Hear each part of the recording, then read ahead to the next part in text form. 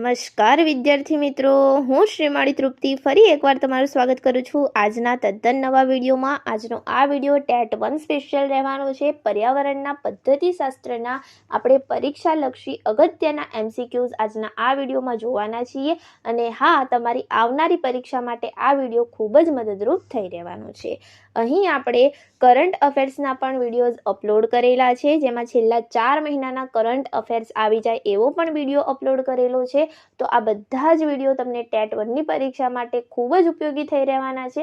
આ ઉપરાંત ટેટ 1 માટે અલગ અલગ વિડીયોઝ આપણે SQ સ્વરૂપે, MCQ સ્વરૂપે બધી જ રીતે અપલોડ કરેલા છે, જેની પ્લેલિસ્ટ તમને નીચે ડિસ્ક્રિપ્શન બોક્સમાં મળી જશે। હવે આપણે વાત કરીએ કે જે આ બધા આપણે વિડીયો અપલોડ કર્યા છે એનું શું મટીરિયલ તમને મળી રહેશે।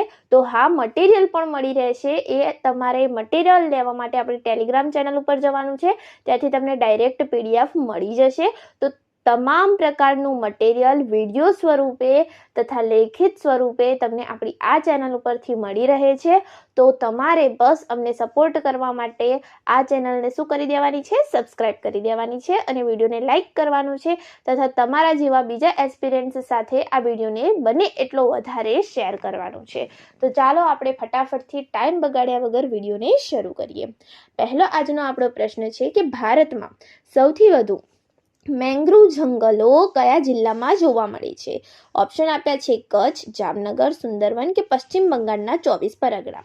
તો ભારતમાં જે સૌથી વધારે મેંગ્રુવ જંગલો છે એ એકલા પશ્ચિમ બંગાળમાં દક્ષિણ 24 પરગણા જિલ્લામાં ભારતમાં જોવા મળે છે, જે 41.74% મેંગ્રોવ કવર ધરાવે છે। કેટલું? 41.74%। તો પશ્ચિમ બંગાળના 24 પરગણામાં આપણને સૌથી વધારે મેંગ્રોવ જંગલો ભારતમાં જોવા મળે છે। ડન।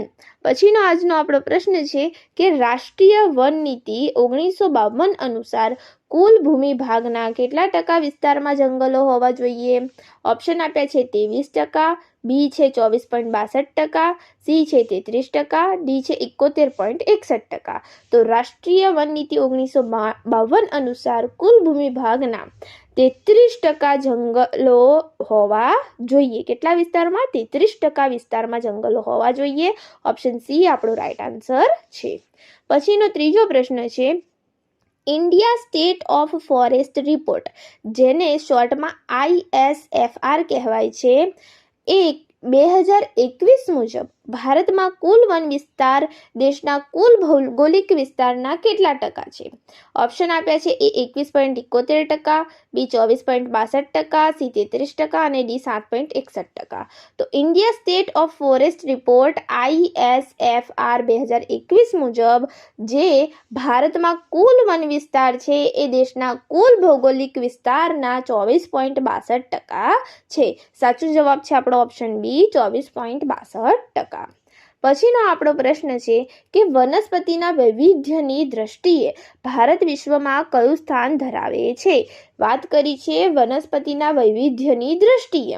ઓપ્શન આપ્યા છે 12મું સ્થાન, 8મું સ્થાન, 10મું સ્થાન કે 5મું સ્થાન। તો મિત્રો વાત કરીએ વનસ્પતિના વૈવિધ્યની દ્રષ્ટિએ તો ભારત વિશ્વમાં 10મું સ્થાન ધરાવે છે। ઓપ્શન સી આપણો રાઈટ આન્સર છે। પછીનો આજનો આપણો પ્રશ્ન છે કે ભારતમાં જંગલોને મુખ્યત્વે કેટલા પ્રકારમાં વહેંચવામાં આવે છે? ઓપ્શન અહીં આપ્યા છે 2 પ્રકારે, બી છે 3 પ્રકારે, સી છે 4 પ્રકારે, ડી છે 5 પ્રકારે। તો ભારતમાં જંગલોને મુખ્યત્વે અહીં 5 પ્રકારે વહેંચવામાં આવે છે। ઓપ્શન ડી આપણો સાચો આન્સર છે, 5 પ્રકારે। પછીનો આપણો છઠ્ઠો પ્રશ્ન છે કે India state of forest report, જેને આપણે શોર્ટમાં ISFR કહીએ છીએ, એમાં 2021 અનુસાર ગુજરાતમાં જંગલોનું પ્રમાણ કેટલા ટકા છે? પહેલા આપણે વાત કરી ભારતની, હવે વાત કરીએ ગુજરાતની। તો ગુજરાતમાં કેટલા ટકા જંગલોનું પ્રમાણ છે ISFR પ્રમાણે?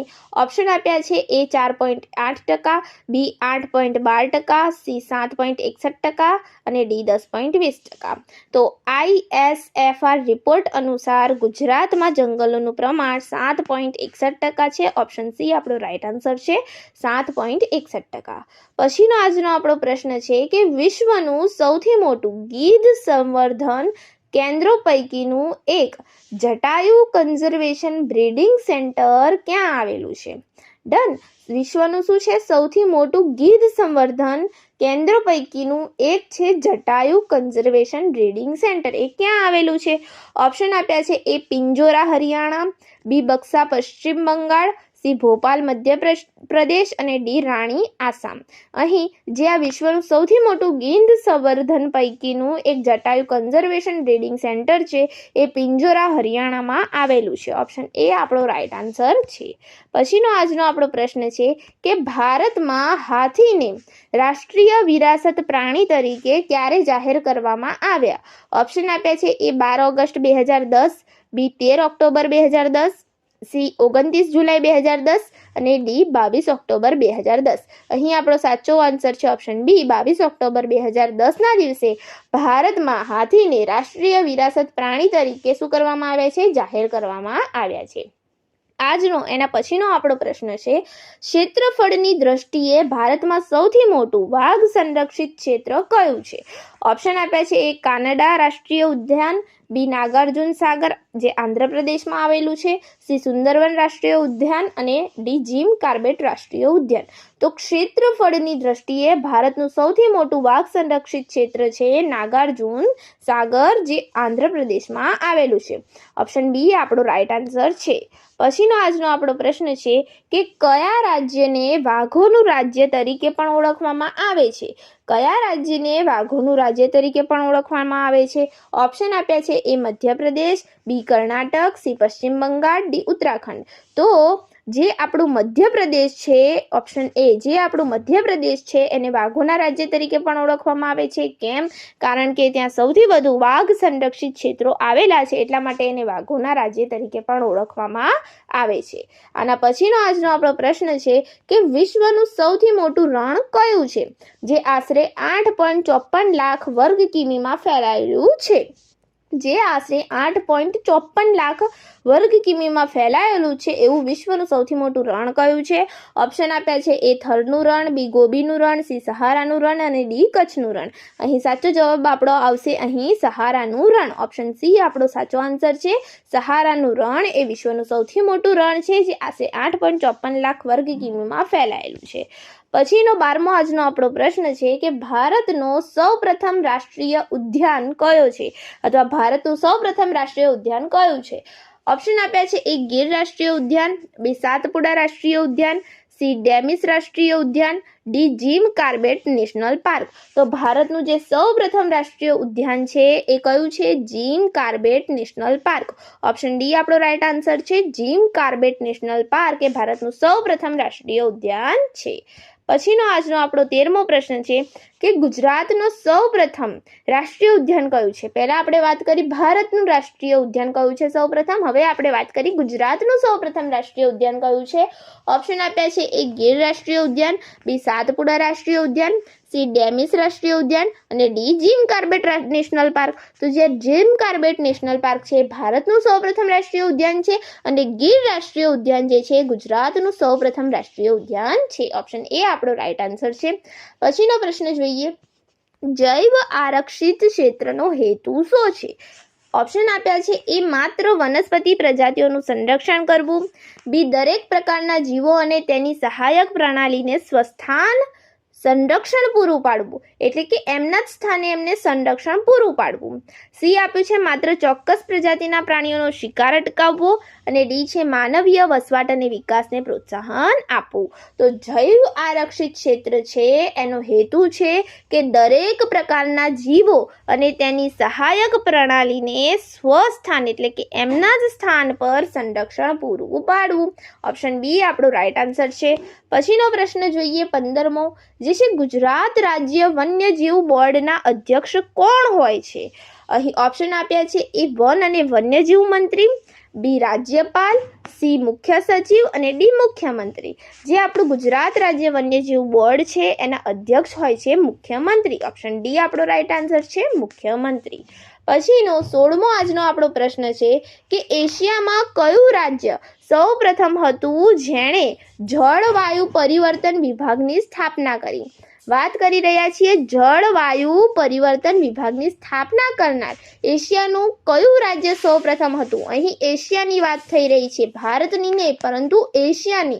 ઓપ્શન આપ્યા છે એ કેરળ, સી ગુજરાત, બી રાજસ્થાન અને ડી મહારાષ્ટ્ર. અહીં મિત્રો આપણો સાચો જવાબ આવશે ઓપ્શન બી. અહીં ઓપ્શનમાં ગડબડી થઈ ગઈ છે. ઓપ્શન બી જે છે ગુજરાત એ આપણો રાઈટ આન્સર આવશે કે એશિયામાં સૌપ્રથમ રાજ્ય હતું કે જેને જળવાયુ પરિવર્તન વિભાગની સ્થાપના કરી છે. ગુજરાત આપણો રાઈટ આન્સર છે. પછીનો આપણો પ્રશ્ન છે કે પર્યાવરણ, વન અને જળવાયુ પરિવર્તન મંત્રાલયનું ધ્યેય વાક્ય શું છે? જ્યાં પર્યાવરણ છે, વન અને જળવાયુ પરિવર્તન મંત્રાલય છે, એમનું ધ્યેય વાક્ય શું છે? ઓપ્શન આપ્યા છે એ જળ જ જીવન, બી પર્યાવરણનું રક્ષણ, પ્રગતિનું લક્ષણ, સી વૃક્ષો વાવો, જીવન બચાવો, ડી પ્રકૃતિ રક્ષતી રક્ષિતા.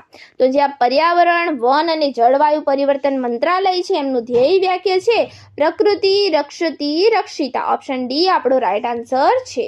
પછીનો આજનો આપણો 18મો પ્રશ્ન છે કે કેન્દ્રીય પ્રદૂષણ નિયંત્રણ બોર્ડ, જેને ટૂંકમાં CPCB કહેવામાં આવે છે, એનું વડું મથક ક્યાં આવેલું છે? ઓપ્શન આપ્યા છે એ લખનઉ, બી નવી દિલ્હી, સી ભોપાલ, ડી બેંગલુરુ. તો જ્યાં કેન્દ્રીય પ્રદૂષણ નિયંત્રણ બોર્ડ CPCB છે એનું વડું મથક આવેલું છે નવી દિલ્હી ખાતે. ઓપ્શન બી આપણો રાઈટ આન્સર છે, નવી દિલ્હી ખાતે એનું વડું મથક આવેલું છે. 19મો પ્રશ્ન છે જળાશયોમાં ઓક્સિજનનું પ્રમાણ કયા સ્વરૂપે દર્શાવવામાં આવે છે?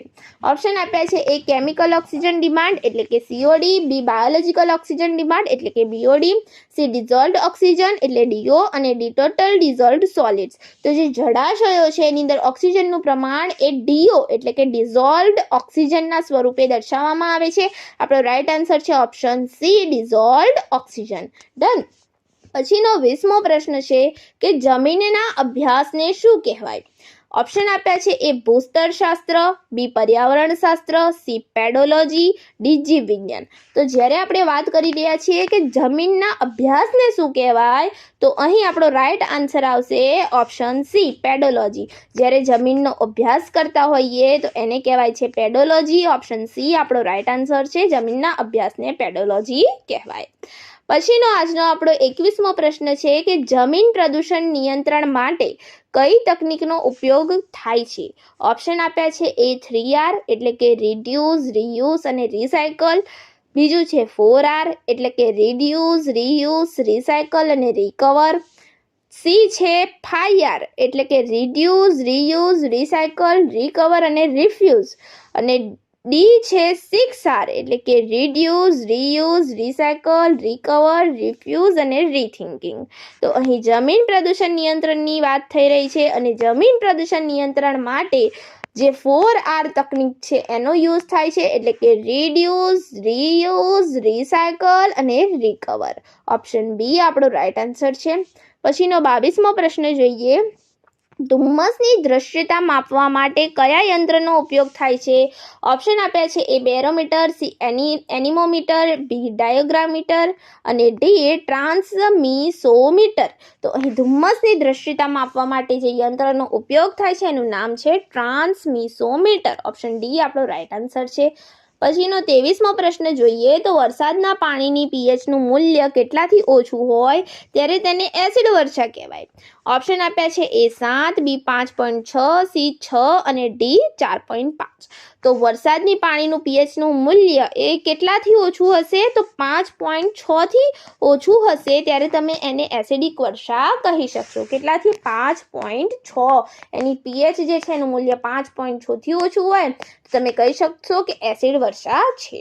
પછી તો આજનો આપણો 24મો પ્રશ્ન છે કે ઓઝોન સ્તરનું ક્ષરણ છે એ કરતા મુખ્ય માનવ સર્જિત રસાયણો કયા છે? ઓપ્શન આપ્યા છે એ કાર્બન ડાયોક્સાઇડ, બી ક્લોરોફ્લોરોકાર્બન્સ એટલે કે CFCS, સી સલ્ફર ડાયોક્સાઇડ અને ડી નાઇટ્રોજન ઓક્સાઇડ. અહીં વાત થઈ રહી છે મુખ્ય માનવ સર્જિત રસાયણો, તો એ છે ક્લોરોફ્લોરોકાર્બન્સ, CFCS. કયા છે? ક્લોરોફ્લોરોકાર્બન્સ.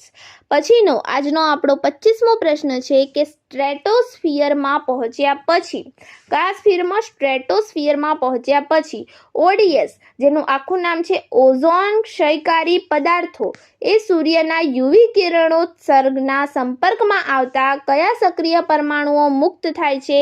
તો સ્ટ્રેટોસ્ફિયરમાં પહોંચ્યા પછી ODS સૂર્યના યુવી કિરણોત્સર્ગના સંપર્કમાં આવતા જે સક્રિય પરમાણુઓ મુક્ત થાય છે એ કયા છે? ઓપ્શન આપ્યા છે: એ ઓક્સિજન અને હાઇડ્રોજન, બી કાર્બન અને ફ્લોરિન, સી ક્લોરિન અને બ્રોમિન, અને ડી નાઇટ્રોજન અને સલ્ફર. તો આ જે છે એ જ્યારે સ્ટ્રેટોસ્ફિયરમાં પહોંચ્યા પછી સૂર્યના યુવી કિરણોત્સર્ગના સંપર્કમાં આવે છે ત્યારે જે સક્રિય પરમાણુઓ મુક્ત થાય છે એ છે ક્લોરિન અને બ્રોમિન. ઓપ્શન સી આપણો રાઇટ આન્સર છે, ક્લોરિન અને બ્રોમિન. તો મિત્રો, અહીં આપણો આ સરસ મજાનો વિડીયો પૂર્ણ થાય છે. હું આશા રાખું છું કે તમને આજનો આ વિડીયો ગમ્યો હશે. જો આ વિડીયો ઉપર તમારો ખૂબ સારો એવો પ્રતિસાદ રહેશે તો આપણે આવા બીજા નવા વિડીયો લાવીશું અને વધારે MCQs લાવીશું. તો અહીં આપણો આ સરસ મજાનો વિડીયો આપણે પૂર્ણ કરીએ છીએ. તમે કરંટ અફેર્સના વિડીયો જે છે આપણા જરૂરથી જોજો અને બીજા વિડીયો પણ જોજો જે તમને તમારી આવનારી ટેટ 1ની પરીક્ષામાં ખૂબ જ મદદરૂપ થઈ રહેવાના છે. તો thank you friends. Keep watching, keep learning.